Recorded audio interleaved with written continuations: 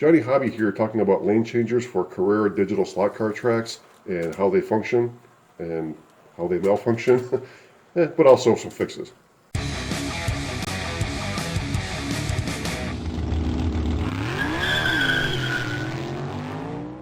When we talk about these Carrera lane changers malfunctioning, there's basically two primary ones, and the first one being is when they don't work or when they work intermittently, especially on, say, a large track. The thing might work for 2 laps, and then after that it stops working and maybe starts working again. Now this is almost always a problem with power distribution. The way to diagnose that is to take your lane changer and put it like right next to the control unit, basically the power base, and then if the function is normal after that, then you're probably going to want to start looking into jumpers. I'm jumping! Do you really want to jump? Do you want to?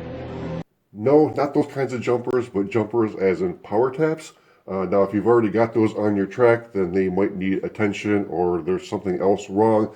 Now, that's an entirely different video for a different day. The focus of this video is actually on the other common malfunction of the lane changers, and that is when these gates don't fully reset after a car goes through. Now, you may have determined already that, yes, that's the problem you're having. Your gates aren't fully resetting, and that's why you're here. You're looking for a fix. Or possibly you're here because, well, you haven't diagnosed that yet, but you know there's something wrong. Either cars are changing lanes when they're not supposed to, or you're having violent D-slots right here at the entry, or maybe it's just making more noise than it used to be. So let's take a closer look and see what might be happening. Now, in this demo here, you can see the car come up to the gate, and we have the lane gate switches over to change lanes, and the car pulls through and then resets the gate on its way through, or does it. We can see that this here is not fully reset. It should be all the way over here, but it's not. It's basically, in line in the slot right now. So now when the next car comes by, it might just slide by on the right side and go straight through. Okay, we're fine. Or it might end up going to the left of this improperly positioned gate and then switch lanes when it wasn't supposed to, and then you're like, what the heck? Or worst case scenario, the guide keel of that car squares up with the end of that gate and comes to a very abrupt stop. Now that's not good for the track, certainly not good for the car. So now if you have in fact determined that yes, this is the issue that you're having, you're going to want to go ahead and take the cover off the back of your lane changer. And now these are all on the perimeter, small Phillips screws. Now the one right in the middle, depending on the date of manufacturer, especially if it has a sticker over it, like a warranty sticker, could be a very small Torx or Allen. I have yet to determine exactly what size that is. There's certainly nothing in my toolbox that fits it, whether it's imperial or metric. So I generally just use a real small flathead screwdriver that will engage that, get it out, and then when I put it back together, I don't use that screw. I just use a regular Phillips. Now, the first thing you want to check, though, is for debris in the slot or in the mechanism, especially if you run like these DTM cars with reckless abandon like we do. They got all sorts of little winglets and stuff like that if you don't take them off beforehand, they will eventually come off. Same thing with like windshield wipers and antenna and that kind of thing. And even if they don't fall off near the lane changer, they will find their way into the slot, and then they get pushed around the track by the cars until they come up to a spot where there's a hole in the bottom of the slot, and that is, the lane changers. If you do find a foreign object in there that's impeding the operation and you remove it and now it's working again, that's great, easy fix. Unfortunately, not all the fixes are that easy. When we look at the other potential causes and fixes, it's a good idea to see more closely how this lane changer works. When the lane changer is called for, this solenoid energizes and it pulls this rod this direction here. Now this rod is actually all one piece that comes over, and that is part of this gate here. You can see now it's switched to switch lanes. Now at the same time, I noticed that this tab right here also moves.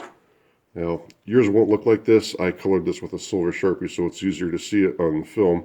But as that lever moves over, that gate also, or that tab also moves into the slot. And then on the other side, it's probably not real easy to see, as the car comes through to change lanes, the guide keel then makes contact with that tab, pushes it back, and then resets the gate. Now, the first thing to realize about this mechanism, though, is that the movement of this tab does not reset the gate fully. It basically just starts the process as this lever moves over this pin right here, basically like a pivot, kind of what we would call rolling over center. This spring here, this horseshoe spring, then takes over and completes the lane change. You can hear that little snap as it takes over and pulls it into place. That's all that clicking that you hear when the cars are running and changing lanes. In addition, the tension of that spring holds that in this position or the other position. Otherwise, it would just kind of float around and based on the vibration of the track or whatnot. Now, it's possible that this spring here might lose a little bit of its tension. Also, the entire mechanism here may have a little bit more resistance in it than it used to, and the spring can no longer kind of complete the task. So what has helped or worked for me is to pull that spring out and spread it out a little bit and then put it back in, and I'll show you. This is what the spring looks like out, and you can see the way the hooks are. Should give you an idea of how you'll be able to take it out and put it back in. Now, when reassembling this, be sure not to squeeze that spring together any more than you absolutely have to get it back together. Otherwise, you might undo what you just did. Thus, a little more spring tension can help to reset that gate fully. This did work on one of my lane changers that was having a problem, although on another one, it didn't.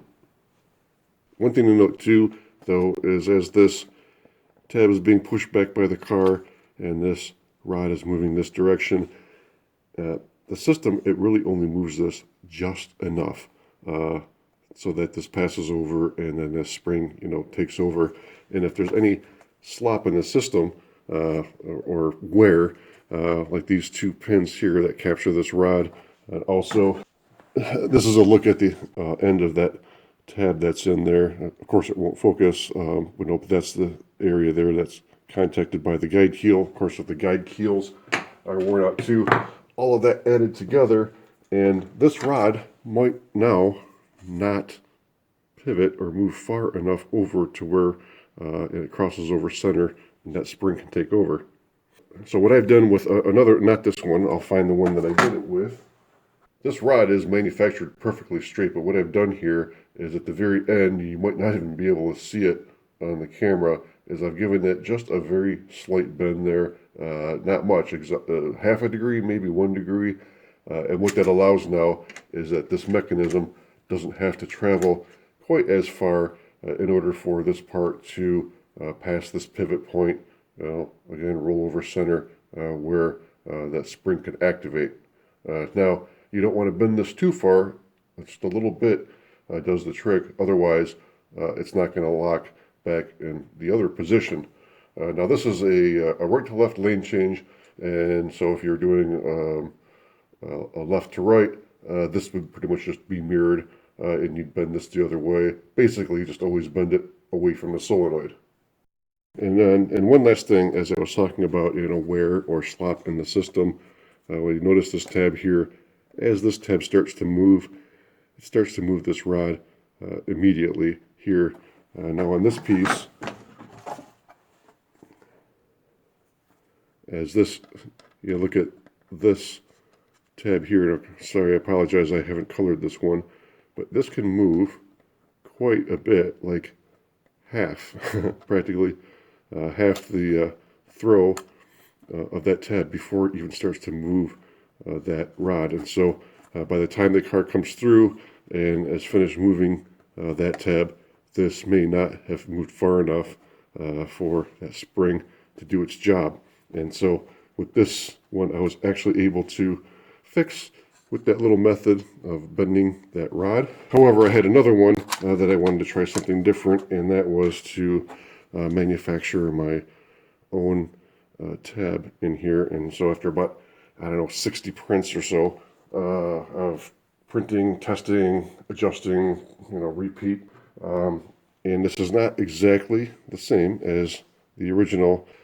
I've changed the geometry just slightly so that it will move this rod over a little bit more than the stock ones do, and then that way it's not so sensitive to, say, slop or wear in the system. Now, I haven't really tested that extensively yet, so I'm not really sure how long it'll last or its durability. One last thing, now that you've seen how sensitive this mechanism can be, and that is if you've got high bank turns on your track, and you probably already know this, don't put your lane changer within 2 track pieces of that turn because they will twist, and obviously that could cause some binding in here. Okay, quick recap. If you have a lane changer whose gate doesn't fully reset each time, first thing to check for is foreign objects gumming up the works. Spreading out that spring can sometimes help, as well as the bending of that rod, which will provide for a more consistent resetting of the gate. And if all else fails, you get a hold of me. I might be able to get you one of those custom 3D printed tabs that I made, although no guarantees there because, once again, I haven't really fully tested it yet. If this video helped you out, be sure to give it a thumbs up. We really appreciate you watching. Subscribe if not already, and we'll see you at the finish line.